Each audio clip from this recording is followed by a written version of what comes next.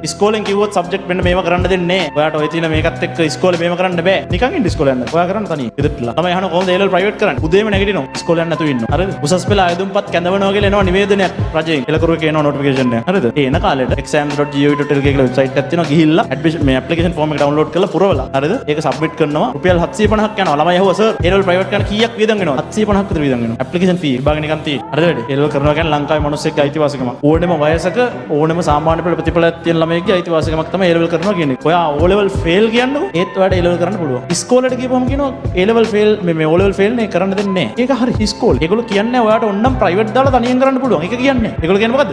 ඔයා ඊළඟ අවුරුද්දේ O-level ලියලා ආයෙ එන්න අපි ගන්නම්. ඇයි අපි අවුරුද්දක් නාස්ති? ඔයාට පුළුවන් A-level පටන් අරන් ප්‍රයිවට් A-level දාලා කරන ගම O-level වල තමන් fail වෙච්ච විෂය කරලා ඉවර කරා. හරිද? A-level කරගෙන යන්න.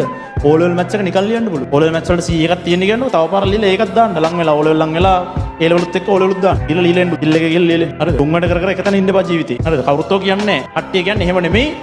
ඔයා හරිද මොනව කරන්නද? ආයෙ O-level ලියන්න. අවදාරි ගණන් වලට ඒකක් එයි. ඊට පස්සේ A-level වලට මැස් කරන්න සුසු වේවා. හරිද? කියලා තමයි කට්ටිය උපදෙස් දෙන්නේ. ඇයි ඒ කියලා අහපුවම එහෙම තමයි. ප්‍රශ්න අහන්න එපා කියන්නේ. හරිද? ඒ අර සිස්ටම් එකෙන් එළියට පැනලා පුරුදු නැති මිනිස්සු. හරිද?